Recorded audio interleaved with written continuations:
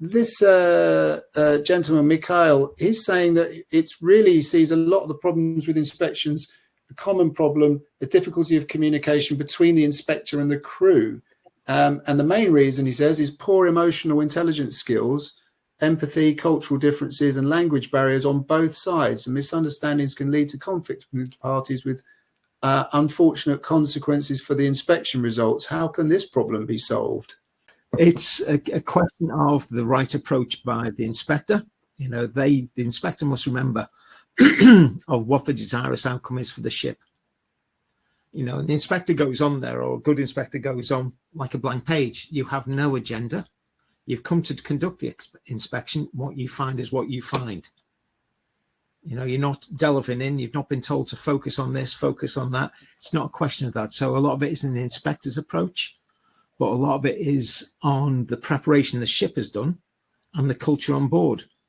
If the senior management team on board have got people into the mindset of the inspector is the enemy, do not answer any of his questions, you know, don't tell him your name, Pike, it's not going to go well. Yeah. Good, you know? good. So it's a question of preparation.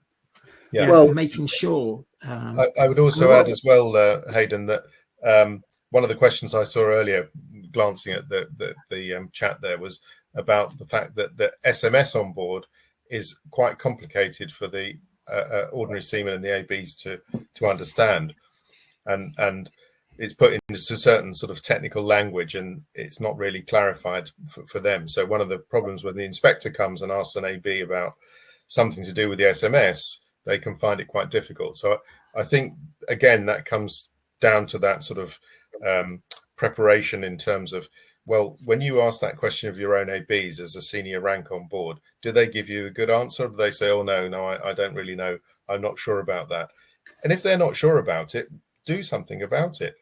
Simplify the SMS, you know, make sure that they can understand it. And so it's not just about the inspector.